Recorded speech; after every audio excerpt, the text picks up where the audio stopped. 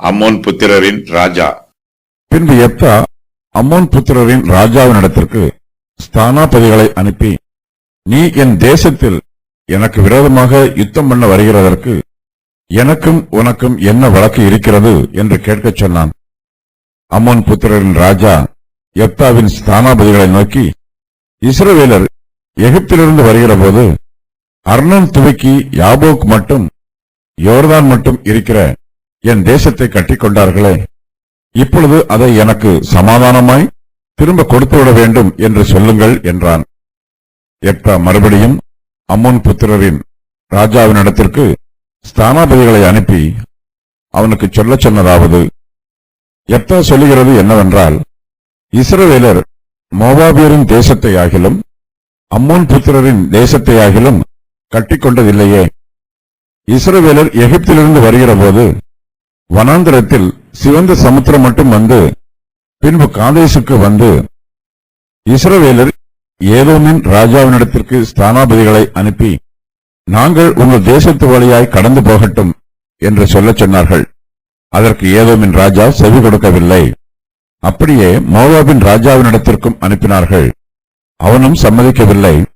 ஆதலால் இஸ்ரவேலர் காதேசிலே தரித்திருந்து பின்பு வனாந்தர வழியாய் நடந்து ஏதோம் தேசத்தையும் மோவாப் தேசத்தையும் சுற்றி போய் மோவாபின் தேசத்திற்கு கிழக்கே வந்து மோவாபின் எல்லைக்குள் பிரவேசியாமல் மோவாபின் எல்லையான அர்னோன் நதிக்கு அப்பாலே பாளையமிறங்கினார்கள்.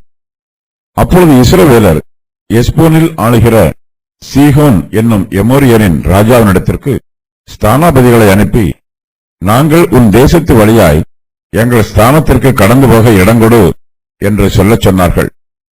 சீகோன் இஸ்ரவேலரை நம்பாததினால் தன் எல்லையை கடந்து போகிறதற்கு இடம் கொடாமல் தன் ஜனங்களையெல்லாம் கூட்டி யாகாசிலே பாளையமிறங்கி இஸ்ரவேலரோட யுத்தம் பண்ணினான். அப்பொழுது இஸ்ரவேலின் தேவனாகிய கர்த்தர் சீகோனையும் அவனுடைய எல்லா ஜனங்களையும் இஸ்ரவேலரின் கையில் ஒப்புக் கொடுத்தார். அவர்களை முறிய அடித்தார்கள். அப்படியே இஸ்ரவேலர் அந்த தேசத்திலே குடியிருந்த எமோரியரின் சீமையை எல்லாம் பிடித்து அர்னோன் துவக்கி யாபோக் மட்டும் வனாந்தரம் துவக்கி யோர்தான் மட்டும் இருக்கிற எமோரியரின் எல்லையை எல்லாம் சுதந்திரமாய் கட்டிக்கொண்டார்கள். இப்படி இஸ்ரவேலின் தேவனாகிய கர்த்தர் எமோரியரை தம்முடைய ஜனமாகிய இஸ்ரவேலுக்கு முன்பாக துரத்தியிருக்க, நீர் அந்த தேசத்தை கட்டிக்கொள்ள தகுமா? உம்முடைய தேவனாகிய காமோஸ் உனக்கு முன்பாக துரத்துகிறவர்களின் தேசத்தை நீர் கட்டிக்கொள்ள மாட்டீரோ? அப்படியே எங்கள் தேவனாகிய கர்த்தர் எங்களுக்கு முன்பாக துரத்துகிறவர்களின் தேசத்தையெல்லாம் நாங்களும் கட்டிக்கொள்ளுகிறோம். மேலும் சிப்போரின் குமாரனாகிய பாலாக் என்னும் மோவாபின் ராஜாவை பார்க்கிலும் உமக்கு அதிக நியாயம் உண்டோ? அவன் இஸ்ரவேலோட எப்போதாகிலும் வழக்காடினானா? எப்போதாகிலும் அவர்களுக்கு விரோதமாக யுத்தம் பண்ணினானா? இஸ்ரவேலர் எஸ்போனிலும் அதன் கிராமங்களிலும் ஆரோவேரிலும் அதன் கிராமங்களிலும் அர்னோன் நதி அருகான எல்லா ஊர்களிலும் 300 வருஷம் குடியிருக்கையில் இவ்வளவு காலமாய் நீங்கள் அதை திருப்பிக் கொள்ளாதே போனதென்ன? நான் உமக்கு விரோதமாய் குற்றம் செய்யவில்லை. நீர் எனக்கு விரோதமாய் யுத்தம் பண்ணுகிறதினால் நீர்தான் எனக்கு அநியாயம் செய்கிறீர். நியாயாதிபதியாகிய கர்த்தர் இன்று இஸ்ரவேல் புத்திரருக்கும் அம்மோன் புத்திரருக்கும் நடுநின்று நியாயம் தீர்க்க கடவர் என்று சொல்லி அனுப்பினான். ஆனாலும் அம்மோன் புத்திரரின் ராஜா தனக்கு யெப்தா சொல்லி அனுப்பின வார்த்தைகளுக்கு செவிகொடாதே போனான். யெப்தா இப்போது இஸ்ரவேல் புத்திரருக்கு நியாயாதிபதியாய் இருக்கிறார். அவர் அம்மோன் புத்திரருடைய ராஜாவினிடத்திலே சமாதான உடன்படிக்கை செய்து கொள்ள விரும்புகிறார். அம்மோன் புத்திரர் இஸ்ரவேல் புத்திரருக்கு விரோதமாக யுத்தம் பண்ணுகிறார்கள். அம்மோன் புத்திரரின் ராஜா இஸ்ரவேலுக்கு விரோதமாக மூர்க்க குணத்தோடு யுத்தம் பண்ணுகிறான். அவன் இஸ்ரவேல் புத்திரருடைய தேசத்தை சுதந்திரித்துக் கொள்ள ஆசைப்படுகிறான். அம்மோன் புத்திரரின் ராஜா இஸ்ரவேல் புத்திரருக்கு விரோதமாக யுத்தம் பண்ணுவதற்கான காரணத்தை யெப்தா அறிந்து கொள்ள விரும்புகிறார். யெப்தா பலத்த பராக்கிரமசாலியாய் இருந்தாலும் அவர் யுத்தத்தில் பிரியப்படவில்லை. யுத்தம் பண்ணுவதை விட சமாதானமாய் இருப்பதையே யெப்தா விரும்புகிறார். சமாதானமாய் இருப்பதற்கு எந்த ஒரு வழியும் இல்லை என்றால் கடைசியிலே யுத்தம் பண்ணுவது பற்றி யோசிக்க வேண்டும். ஆரம்பத்திலேயே யுத்தம் பண்ண போய்விடக்கூடாது. யுத்தம் பண்ணுவதற்கு முன்பாக சமாதானமாய் இருப்பதற்கு வழிகள் இருக்கிறதா என்பதை யோசித்து பார்க்க வேண்டும். சமாதானமாய் இருப்பதற்கு முயற்சிகளை மேற்கொள்ள வேண்டும். அவை பலனளிக்காத பட்சத்தில் முடிவிலே யுத்தம் பண்ணுவது பற்றி யோசிக்கலாம். யுத்தம் பண்ண போகும்போது அதற்கான பிரமாணத்திற்கும் கீழ்ப்படிய வேண்டும். யுத்தத்தின் பட்டயத்தோடு நீதியின் பட்டயமும் இணைந்திருக்க வேண்டும். மென்மையான பிரதி யுத்தரங்களினால் தங்களுடைய கோபங்களை தீர்த்து கொள்ள முயற்சி பண்ணலாம். சமாதானமாய் இருப்பதற்கு ஸ்தானாபதிகள் மூலமாய் செய்தி சொல்லி அனுப்பலாம். யுத்தம் பண்ண ஆயத்தமாய் இருக்கும் 2 பேரும் ஒருவருக்கொருவர் மனம் விட்டு பேசுவதற்கும் ஒருவரை ஒருவர் புரிந்து கொள்வதற்கும் வாய்ப்புகளை கொடுக்கலாம். உங்களில் ஒருவனுக்கு வேறொருவனோட வழக்கு உண்டானால் வழக்காடும்படி அவன் பரிசுத்தவான்களிடத்தில் போகாமல் அநீதக்காரரிடத்தில் போக துணிகிறது என்ன? 1 கொரிந்தியர் 6:1. யெப்தா அம்மோன் புத்திரரோடு சமாதானமாய் இருக்கவே விரும்புகிறார். யெப்தா இஸ்ரவேலின் நியாயாதிபதி. அவர் எல்லா வழக்குகளையும் நீதியாய் நியாயம் விசாரித்து நியாயமான தீர்ப்பு சொல்ல வேண்டும். நியாயாதிபதியினிடத்தில் பட்சபாதம் இருக்கக்கூடாது. இஸ்ரவேல் புத்திரரிடத்தில் தப்பிதம் காணப்பட்டால் அவர்களும் தங்கள் தப்பிதத்தை திருத்திக் கொள்ள ஆயத்தமாய் இருக்க வேண்டும். ஒருவரும் பிடிவாதமாய் இருக்கக்கூடாது. எல்லோரிடமும் விட்டுக் கொடுக்கும் மனப்பான்மை வேண்டும். அம்மோன் புத்திரர் இஸ்ரவேலருக்கு விரோதமாக யுத்தம் பண்ண வருகிறார்கள். இந்த யுத்தத்திற்கான காரணத்தை யெப்தா அறிந்து கொள்ள விரும்புகிறார். யெப்தா அம்மோன் புத்திரரின் ராஜாவினிடத்திற்கு ஸ்தானாபதிகளை அனுப்புகிறார். நீ என் தேசத்தில் எனக்கு விரோதமாக யுத்தம் பண்ண வருகிறதற்கு எனக்கும் உனக்கும் என்ன வழக்கு இருக்கிறது என்று யெப்தா தன்னுடைய ஸ்தானாபதிகள் மூலமாய் அம்மோன் புத்திரருடைய ராஜாவினிடத்தில் கேட்கச் சொல்லுகிறார். அம்மோன் புத்திரரின் ராஜாவும் இந்த யுத்தத்திற்கான காரணத்தை யெப்தாவின் ஸ்தானாபதிகள் மூலமாய் சொல்லி அனுப்புகிறார். அம்மோன் புத்திரரின் ராஜா இஸ்ரவேல் புத்திரர் மீது யுத்தம் பண்ண வருவதற்கு முன்பாகவே இதற்கான காரணத்தை இஸ்ரவேலருக்கு சொல்லி இருக்க வேண்டும். இதுவே யுத்த பிரமாணம். ஆனால் அம்மோன் புத்திரரின் ராஜா இஸ்ரவேலரிடம் ஒரு காரணமும் சொல்லாமல் அவர்களுக்கு விரோதமாக யுத்தம் பண்ண வருகிறான். யெப்தா இப்போது அம்மோன் புத்திரரின் ராஜாவினிடத்திற்கு தன்னுடைய ஸ்தானாபதிகளை அனுப்பி இந்த யுத்தத்திற்கான காரணம் என்ன என்று கேட்டபோது அம்மோன் புத்திரரின் ராஜா யெப்தாவின் ஸ்தானாபதிகளிடம் இந்த யுத்தத்திற்கான காரணத்தை சொல்லுகிறான். இஸ்ரவேலர் எகிப்திலிருந்து வருகிற போது அர்னோன் துவக்கி யாபோக் மட்டும் யோர்தான் மட்டும் இருக்கிற என் தேசத்தை கட்டி கொண்டார்களே, இப்பொழுது அதை எனக்கு சுதந்திரமாய் திருப்பி கொடுத்துவிட வேண்டும் என்று அம்மோன் புத்திரரின் ராஜா யெப்தாவின் ஸ்தானாபதிகள் மூலமாய் சொல்லி அனுப்புகிறான். ராஜா சொன்னதை யெப்தாவின் ஸ்தானாபதிகள் அவரிடத்தில் சொல்லுகிறார்கள். 350 வருஷங்களுக்கு முன்பு இஸ்ரவேல் புத்திரர் எகிப்து தேசத்திலிருந்து வெளியேறி வந்தார்கள். அப்போது அவர்கள் தன் தேசத்தை கட்டி கொண்டதாக அம்மோன் புத்திரரின் ராஜா குற்றம் சுமத்துகிறான். யெப்தா இந்த குற்றச்சாட்டை மறுக்கிறான். அம்மோன் புத்திரரின் தேசத்தில் பாதி பகுதி காத் புத்திரருக்கு கொடுக்கப்படுகிறது. எமோரியரின் ராஜாவாகிய சீகோன் இந்த தேசத்தை அம்மோன் புத்திரரிடமிருந்து கைப்பற்றிக் கொண்டான். இதன் பின்பு இஸ்ரவேல் புத்திரர் சீகோனின் மீது யுத்தம் பண்ணி இந்த தேசத்தை கைப்பற்றிக் கொண்டார்கள். சீகோன் மோவாபியரிடமிருந்து தேசத்தை பெற்றுக் கொண்டான். இஸ்ரவேல் புத்திரர் சீகோனை ஜெயித்த பின்பு அந்த தேசம் இஸ்ரவேல் புத்திரரின் சுதந்திரமாயிற்று. இந்த தேசத்தை சமாதானமாக கொடுத்துவிட்டால் யோர்தானின் அப்புறத்தில் உள்ள கிழக்கு தேசத்தின் பாதி பகுதியை இஸ்ரவேல் புத்திரர் இழந்து போக வேண்டும். இதை அம்மோன் புத்திரருக்கு கொடுக்கவில்லை என்றால் அவர்களோடு யுத்தம் பண்ணுவதற்கு ஆயத்தமாக இருக்க வேண்டும். கர்த்தருடைய ஆவியானவர் யெப்தாவின் மீது இருக்கிறார். ஆகையினால் யெப்தா அம்மோன் புத்திரரின் ராஜாவிற்கு கீழ்ப்படியாமல் அவன் மீது யுத்தம் பண்ண ஆயத்தமாகிறான். அம்மோன் புத்திரரின் ராஜா சொன்ன காரணத்தை கேட்டு யெப்தா உடனே கோபப்படவில்லை. அவசரப்பட்டு ஒரு வார்த்தையும் பேசவில்லை. அதே வேளையில் யெப்தா அமைதியாயும் இருக்கவில்லை. யெப்தா மறுபடியும் அம்மோன் புத்திரரின் ராஜாவினிடத்திற்கு தன்னுடைய ஸ்தானாபதிகளை அனுப்பி தன்னுடைய செய்தியை அவனுக்கு சொல்லுகிறார். அம்மோன் புத்திரருக்கு இஸ்ரவேல் தேசத்திலே பங்கும் இல்லை, பாத்தியமும் இல்லை. அர்னோன் துவக்கி யாபோக் மட்டும் யோர்தான் மட்டும் இருக்கிற தேசம் தன்னுடைய தேசம் என்று அம்மோன் புத்திரரின் ராஜா சொல்லுகிறான், இந்த தேசம் இப்போது ரூபன் கோத்திரத்தாருக்கும் காத் கோத்திரத்தாருக்கும் சுதந்திரமாயிருக்கிறது. இஸ்ரவேலர் மோவாபியரின் தேசத்தை ஆகிலும் அம்மோன் புத்திரரின் தேசத்தை ஆகிலும் கட்டிக்கொண்டதில்லை. மோவாபியரும் அம்மோன் புத்திரரும் சகோதரர்கள். இவர்கள் லோத்தின் புத்திரர். ஆகையினால் யெப்தா இவர்களை பற்றி சொல்லும்போது மோவாபியரையும் அம்மோன் புத்திரரையும் சேர்த்தே சொல்லுகிறார். இவர்கள் காமோஸ் என்னும் தெய்வத்தை ஆராதிக்கிறார்கள். ஒருவேளை மோவாபிற்கும் அம்மோன் புத்திரருக்கும் ஒரு ராஜா இருப்பதற்கும் வாய்ப்புள்ளது. அம்மோன் புத்திரர் லோத்தின் சந்ததியார். அம்மோனியரின் தேசத்தை இஸ்ரவேல் புத்திரர் எடுத்துக் கொள்வதற்கு அவர்கள் தடை பண்ணப்பட்டிருக்கிறார்கள். எமோரியர் அம்மோன் புத்திரருடைய தேசத்தை கைப்பற்றினார்கள். இஸ்ரவேல் புத்திரர் எமோரியரின் ராஜாவாகிய சீகோனிடமிருந்து இந்த தேசத்தை யுத்தம் பண்ணி கைப்பற்றினார்கள். இஸ்ரவேல் புத்திரர் இந்த தேசத்திற்கு வருவதற்கு முன்பாக எமோரியர் மோவாபியரின் தேசத்தையும் அம்மோன் புத்திரரின் தேசத்தையும் கட்டிக்கொண்டார்கள். ஆகையினால் அம்மோன் புத்திரரின் ராஜா இதை பற்றி கேட்க வேண்டும் என்றால் எமோரியரிடம் கேட்க வேண்டும். இஸ்ரவேல் புத்திரரிடத்தில் இது பற்றி கேட்கக்கூடாது. இஸ்ரவேல் புத்திரரும் இது பற்றி அம்மோன் புத்திரரின் ராஜாவுக்கு பிரதியுத்தரம் சொல்ல வேண்டிய அவசியமும் இல்லை. எஸ்போனானது எமோரியரின் ராஜாவாகிய சீகோனின் பட்டணமாய் இருந்தது. அவன் மோவாபியரின் முந்தின ராஜாவுக்கு விரோதமாக யுத்தம் பண்ணி அர்னோன் வரைக்கும் இருந்த அவன் தேசத்தை எல்லாம் அவன் கையில் இருந்து பறித்துக் கொண்டான். எண்ணாகமம் 21:26. யெப்தா அம்மோன் புத்திரரின் ராஜாவுக்கு இஸ்ரவேல் தேசத்தின் சரித்திரத்தை சொல்லுகிறார்.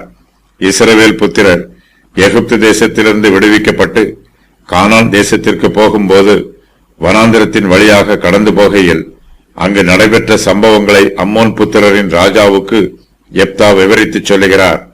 இஸ்ரவேலர் எகிப்திலிருந்து வருகிற போது வனாந்திரத்தில் சிவந்த சமுத்திரம் மட்டும் நடந்து பின்பு காதேசுக்கு வந்தார்கள். வனாந்திரத்தின் வழியாக இஸ்ரவேல் புத்திரர் மெதுவாக பிரயாணம் பண்ணியதை இந்த வாக்கியம் விளக்குகிறது. இஸ்ரவேலர் ஏதோமின் ராஜாவினிடத்திற்கு ஸ்தானாபதிகளை அனுப்பி நாங்கள் உன் தேசத்து வழியாய் கடந்து போகட்டும் என்று சொல்லச் சொல்கிறார்கள். அதற்கு ஏதோமின் ராஜா செவி கொடுக்கவில்லை.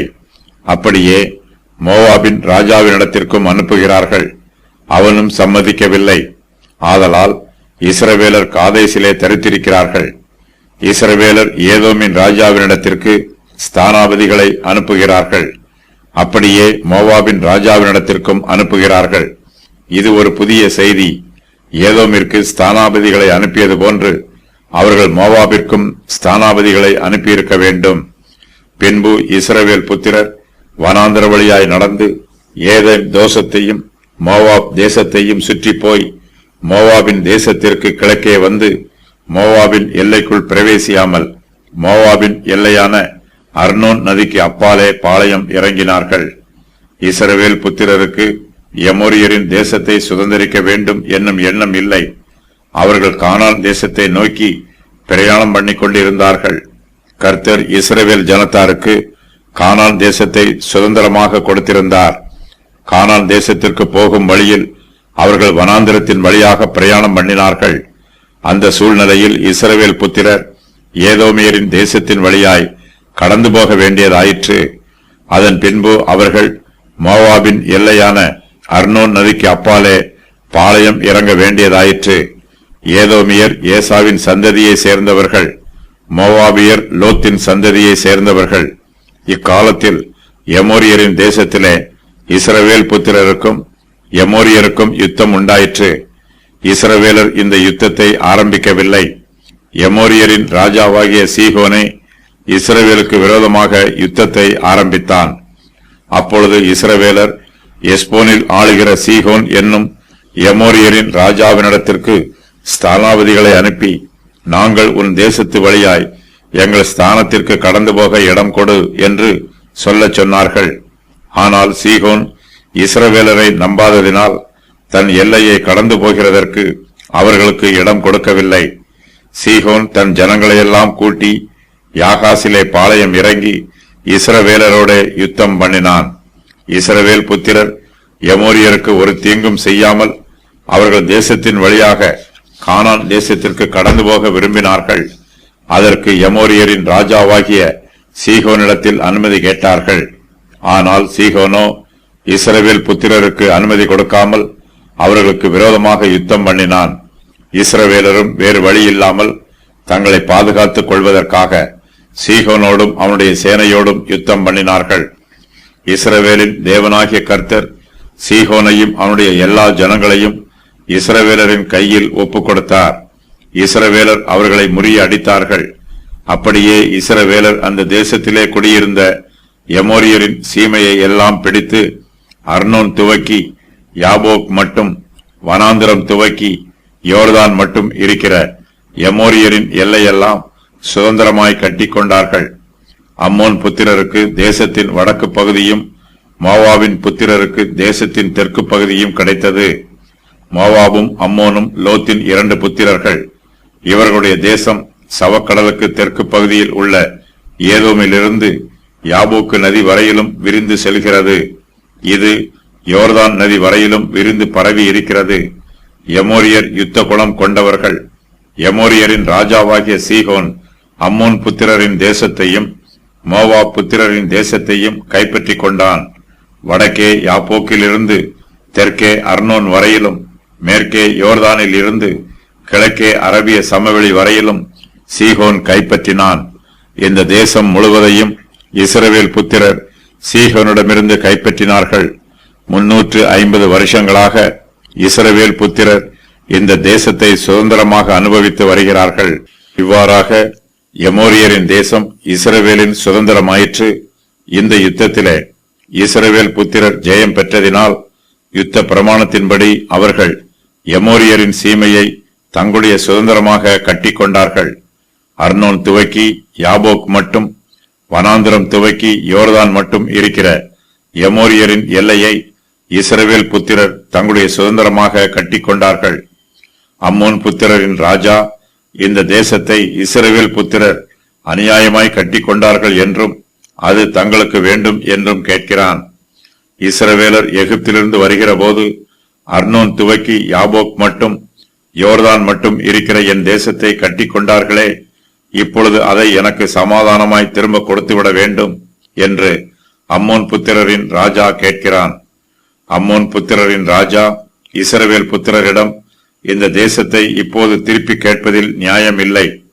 இந்த தேசத்தை எமோரியரின் ராஜாவாகிய ஏதோம் ஏற்கனவே அம்மோன் புத்திரரிடமிருந்து சுதந்திரித்துக் கொண்டான். எமோரியரின் ராஜா அம்மோன் புத்திரரிடமிருந்து சுதந்திரித்ததை இப்போது அம்மோன் புத்திரரின் ராஜா இஸ்ரவேல் புத்திரரிடம் கேட்கிறான். ஏதோமின் ராஜா சுதந்திரித்ததை இப்போது அம்மோன் புத்திரரின் ராஜா இஸ்ரவேல் புத்திரரிடம் திரும்ப கேட்கிறான். இதற்காக அவன் இஸ்ரவேலருக்கு விரோதமாய் யுத்தம் பண்ணுகிறான். யெப்தா அம்மோன் புத்திரரின் ராஜாவுக்கு ஞானமுள்ள பிரதியுத்தரம் சொல்லுகிறார். இப்படி இஸ்ரவேலின் தேவனாகிய கர்த்தர் எமோரியரை தம்முடைய ஜனமாகிய இஸ்ரவேலுக்கு முன்பாக துரத்தி இருக்க, நீர் அந்த தேசத்தை கட்டிக்கொள்ள தகுமா என்று யெப்தா அம்மோன் புத்திரரின் ராஜாவிடம் கேட்கிறார். அம்மோன் புத்திரர் கேட்கும் தேசத்தை இஸ்ரவேல் புத்திரர் எவ்வாறு பெற்றுக்கொண்டார்கள் என்பதை யெப்தா விளக்கி கூறுகிறான். கர்த்தர் இஸ்ரவேல் புத்திரருக்கு இந்த தேசத்தை சுதந்திரமாக கொடுத்திருக்கிறார். ஆகையினால் இந்த தேசம் தங்களுக்கே உரியது என்று யெப்தா விளக்கம் கூறுகிறான். மேலும் யெப்தா அம்மோன் புத்திரரின் ராஜாவிடம், உம்முடைய தேவனாகிய காமோஸ் உமக்கு முன்பாக துரத்துகிறவர்களின் தேசத்தை நீர் கட்டிக்கொள்ள மாட்டீரோ என்றும் கேட்கிறார். அப்படியே எங்கள் தேவனாகிய கர்த்தர் எங்களுக்கு முன்பாக துரத்துகிறவர்களின் தேசத்தை எல்லாம் நாங்களும் கட்டிக்கொள்கிறோம் என்று யெப்தா அம்மோன் புத்திரரின் ராஜாவுக்கு பிரதியுத்தரம் சொல்லுகிறார். யெப்தா காமோஸை ஒரு தேவனாக அங்கீகரிக்கவில்லை. காமோஸ் மோவாபியரின் தெய்வம். அந்த தெய்வம் அவர்களுக்கு தேசத்தை சுதந்திரமாக கொடுக்கட்டும் என்று கூறிவிடுகிறார். கர்த்தரே எமோரியரின் தேசத்தை இஸ்ரவேல் புத்திரருடைய கையில் ஒப்புக் கொடுத்திருக்கிறார். நீங்கள் எழுந்து பிரயாணம் பண்ணி அர்னோன் ஆற்றை கடந்து போங்கள். எஸ்போனின் ராஜாவாகிய சீகோன் என்னும் எமோரியனையும் அவன் தேசத்தையும் உன் கையிலே ஒப்புக் கொடுத்தேன். இது முதல் அதை சுதந்திரித்துக் கொள்ளும்படி அவனோட யுத்தம் செய். உபாகமம் 2:24. யெப்தா இஸ்ரவேலின் தேவனாகிய கர்த்தரை பற்றி சொல்லும்போது அவர் அம்மோன் புத்திரரின் தெய்வமாகிய காமோசை பற்றியும் சொல்லுகிறார். யெப்தா காமோசை ஒரு தெய்வமாக அங்கீகரிக்கவில்லை. ஆனால் அம்மோன் புத்திரரோ காமோசை தங்கள் தெய்வமாக அங்கீகரித்திருக்கிறார்கள். இஸ்ரவேல் புத்திரர் எமோரியரின் தேசத்திற்குள்ளே முதலாவதாக பிரவேசித்த போது அவர்களுக்கு ஒரு எதிர்ப்பும் உண்டாகவில்லை. மேலும் சிப்போரின் குமாரனாகிய பாலாக் என்னும் மோவாபின் ராஜாவை பார்க்கிலும் உமக்கு அதிக நியாயம் உண்டோ? அவன் இஸ்ரவேலோடே எப்போதாகிலும் வழக்காடினானா? எப்போதாகிலும் அவர்களுக்கு விரோதமாக யுத்தம் பண்ணினானா என்று யெப்தா அம்மோன் புத்திரரின் ராஜாவிடம் கேட்கிறார். மோவாபின் ராஜா தனக்குள்ள தேசத்தில் திருப்தியாக இருக்கிறான். அர்னோன் ஆற்றுக்கு தெற்கில் உள்ள தேசம் மோவாபியருக்கு உரியது. சீகோன் இதை அவர்களிடமிருந்து கைப்பற்றிக் கொள்ளவில்லை. சீகோனிடமிருந்து பெற்றுக்கொண்ட தேசத்தை தங்களுக்கு திருப்பித் தர வேண்டும் என்று மோவாபியர் இதுவரையிலும் இஸ்ரவேல் புத்திரரிடம் யுத்தம் பண்ண வரவில்லை. மோவாபின் ராஜாவாகிய பாலாக் அமைதியாக இருக்கிறான். அம்மோன் புத்திரரின் ராஜா பாலாக்கை போலவே அமைதியாக இருக்க வேண்டும். கடந்த 300 வருஷ காலமாக இஸ்ரவேல் புத்திரர் அனுபவித்து வரும் சுதந்திரத்தை அம்மோன் புத்திரர் திரும்ப கேட்கக்கூடாது. அது நியாயம் அல்ல என்பது யெப்தாவின் விளக்கம். மோவாபியர் கடந்த 350 வருஷங்களாக இஸ்ரவேல் புத்திரரோடு யுத்தம் பண்ணி இருக்கிறார்கள். ஆனால் தாங்கள் இழந்த தேசத்தை திரும்ப பெற்றுக்கொள்ள வேண்டும் என்று அவர்கள் இதுவரையிலும் யுத்தம் பண்ணவில்லை. யோர்தானின் 2 பகுதியிலும் உள்ள இஸ்ரவேல் தேசத்தாரிடமிருந்து மோவாபியர் 18 வருஷங்களாக கப்பம் வாங்கினார்கள். இஸ்ரவேல் புத்திரர் எகிப்திலிருந்து வெளியேறி வந்தபோது மோவாபியர் தங்கள் தேசத்தை கைப்பற்றியதாக இஸ்ரவேல் புத்திரர் பகுதி கட்டவில்லை. ஆகையினால் அம்மோன் புத்திரருடைய ராஜாவின் குற்றச்சாட்டு நியாயமற்றது. இஸ்ரவேல் புத்திரர் இந்த தேசத்திலே 300 வருஷமாக குடியிருக்கிறார்கள். இத்தனை வருஷங்களாக அம்மோன் புத்திரர் இந்த தேசத்தில் இருந்து இஸ்ரவேல் புத்திரரை துரத்திவிட முயற்சி பண்ணவில்லை. இஸ்ரவேல் புத்திரர் இந்த தேசத்தில் இருந்ததை அம்மோன் புத்திரரும் அங்கீகரித்தார்கள். பல சந்ததியாக இஸ்ரவேல் புத்திரருக்கு விரோதமாக இந்த தேசத்தை குறித்து ஒருவரும் யுத்தம் பண்ணவும் இல்லை. இந்த தேசத்திற்குள் பிரவேசிப்பதற்கு இதுவரையிலும் அம்மோன் புத்திரருக்கு அனுமதியும் கிடைக்கவில்லை. ஆகையினால் இந்த தேசம் இஸ்ரவேல் புத்திரருக்கே சுதந்திரமானது என்று யெப்தா விவாதம் பண்ணுகிறார். இஸ்ரவேலர் எஸ்போனிலும் அதன் கிராமங்களிலும் ஆரோவேரிலும் அதன் கிராமங்களிலும் அர்னோன் நதி அருகான எல்லா ஊர்களிலும் 300 வருஷம் குடியிருக்கையில் இவ்வளவு காலமாய் நீங்கள் அதை திருப்பிக் கொள்ளாதே போனதென்ன என்று யெப்தா அம்மோன் புத்திரரின் ராஜாவோடு விவாதம் பண்ணுகிறார். கானான் தேசத்திற்குள் இஸ்ரவேல் புத்திரர் பிரவேசித்து 350 வருஷம் ஆயிற்று. யோர்தானின் கிழக்கு பகுதியில் உள்ள இஸ்ரவேல் புத்திரரின் அடிமைத்தன காலத்தை இந்த 350 வருஷத்திலிருந்து அகற்றிவிட்டால் இஸ்ரவேல் புத்திரர் இந்த தேசத்தை 300 வருஷங்களாக சுதந்திரமாக அனுபவித்து வருகிறார்கள். யெப்தா தன்னுடைய விவாதத்தின் மூலமாய் தன் பக்கத்தில் நீதியும் நியாயமும் இருப்பதாக உறுதி பண்ணுகிறார். அம்மோன் புத்திரரை கடிந்து சொல்கிறார். நான் உமக்கு விரோதமாய் குற்றம் செய்யவில்லை. நீர் எனக்கு விரோதமாய் யுத்தம் பண்ணுகிறதினால் நீர்தான் எனக்கு அநியாயம் செய்கிறீர். நியாயாதிபதியாகிய கர்த்தர் இன்று இஸ்ரவேல் புத்திரருக்கும் அம்மோன் புத்திரருக்கும் நடுநின்று நியாயம் தீர்க்க கடவர் என்று யெப்தா அம்மோன் புத்திரரின் ராஜாவுக்கு சொல்லி அனுப்புகிறார். அம்மோன் புத்திரரின் ராஜாவினுடைய குற்றச்சாட்டை கர்த்தரே நடுநின்று நியாயம் தீர்க்க வேண்டும் என்று யெப்தா கூறுகிறார். கர்த்தர் நீதியாய் நியாயம் தீர்க்கிறார். அம்மோன் புத்திரருக்கு யுத்தத்தில் தோல்வி உண்டாயிற்று. யெப்தா மூலமாக கர்த்தர் இஸ்ரவேல் புத்திரரை ரட்சிக்கிறார். நியாயாதிபதிகளின் காலத்தில் இஸ்ரவேல் புத்திரர் பொருளாதாரத்திலும் படைபலத்திலும் வல்லமையோடு இருக்கிறார்கள். அவர்கள் செலுத்தியிருக்கிறார்கள். ஆனாலும் அவர்கள் இதுவரையிலும் தங்களுடைய அண்டை தேசத்தாருக்கு விரோதமாக ஒரு தீங்கும் செய்ததில்லை. இஸ்ரவேல் புத்திரர் மற்ற தேசத்தாரோடு காரணமில்லாமல் யுத்தம் பண்ணவும் இல்லை. அம்மோன் புத்திரரின் ராஜாவோ இஸ்ரவேல் புத்திரரோடு யுத்தம் பண்ணி அவர்கள் அனுபவித்து வரும் சுதந்திரத்தை அபகரிக்க விரும்புகிறான். தன்னுடைய நியாயத்தை உறுதி பண்ணுவதற்காக 300 வருஷங்களுக்கு முன்பு நடந்த சம்பவங்களை இப்போது நியாயப்படுத்தி பேசுகிறான். அம்மோன் புத்திரரின் ராஜா தனக்கு சாதகமான காரணங்களை மாத்திரம் சொல்லுகிறான். மற்ற காரணங்களை மறைத்து விடுகிறான். யெப்தா இந்த வழக்கை கர்த்தருடைய கரத்திலே ஒப்புக் கொடுக்கிறார். கர்த்தரே நீதியுள்ள நியாயாதிபதி. அவர் மனுஷருடைய வழக்குகளை நீதியாய் நியாயம் தீர்க்கிறவர். நியாயாதிபதியாகிய கர்த்தர் இன்று இஸ்ரவேல் புத்திரருக்கும் அம்மோன் புத்திரருக்கும் நடுநின்று நியாயம் தீர்க்க கடவர் என்று சொல்லி யெப்தா இந்த வழக்கை கர்த்தருடைய கரத்திலே ஒப்புக் கொடுக்கிறார். ஆனாலும் அம்மோன் புத்திரரின் ராஜா தனக்கு யெப்தா சொல்லி அனுப்பின வார்த்தைகளுக்கு செவி கொடாதே போகிறான். யெப்தாவின் விவாதத்தை அம்மோன் புத்திரரின் ராஜா ஏற்றுக்கொள்ளவில்லை. கானான் தேசம் பாலும் தேனும் ஓடுகிற செழிப்பான தேசம். அம்மோன் புத்திரர் 18 வருஷங்களாக இஸ்ரவேல் புத்திரரை ஒடுக்கி நெருக்கினார்கள். தேசத்தின் நன்மைகளையெல்லாம் அனுபவித்தார்கள். இஸ்ரவேல் புத்திரருடைய உடைமைகளை கொள்ளையிட்டார்கள். அவர்கள் அந்த வருஷம் முதற்கொண்டு 18 வருஷமாய் யோர்தானுக்கு அப்பாலே கீலேயாத்திலுள்ள எமோரியரின் தேசத்தில் இருக்கிற இஸ்ரவேல் புத்திரரையெல்லாம் நெருக்கி ஒடுக்கினார்கள். அம்மோன் புத்திரரால் இப்போது இஸ்ரவேல் தேசத்தின் நன்மைகளை அனுபவியாமல் இருக்க முடியவில்லை. இதுவரையிலும் விருட்சத்தின் கனிகளை சுவைத்து புசித்தவர்கள் இப்போது அந்த விருட்சத்தையே தங்களுக்கு சொந்தம் என்று சொல்லுகிறார்கள். 18 வருஷங்களாக இஸ்ரவேல் புத்திரரை அடக்கி ஆளுகை செய்த அம்மோன் புத்திரர் இப்போது அந்த தேசமே தங்களுக்கு சொந்தமானது என்று சொல்லுகிறார்கள். தங்கள் பெருமையினால் தோற்று போனவர்களை பற்றி பரிசுத்த வேதாகமத்தில் சொல்லப்பட்டிருக்கிறது. அவர்களின் விவரம் வருமாறு: லூசிபர், பார்வோன், அபிமலேக்கு, அம்மோன் ராஜா, கோலியாத், பெனாதாத், அமசியா, இஸ்ரவேல் புத்திரர், நேபுகாத் நேச்சார், ஆமான்.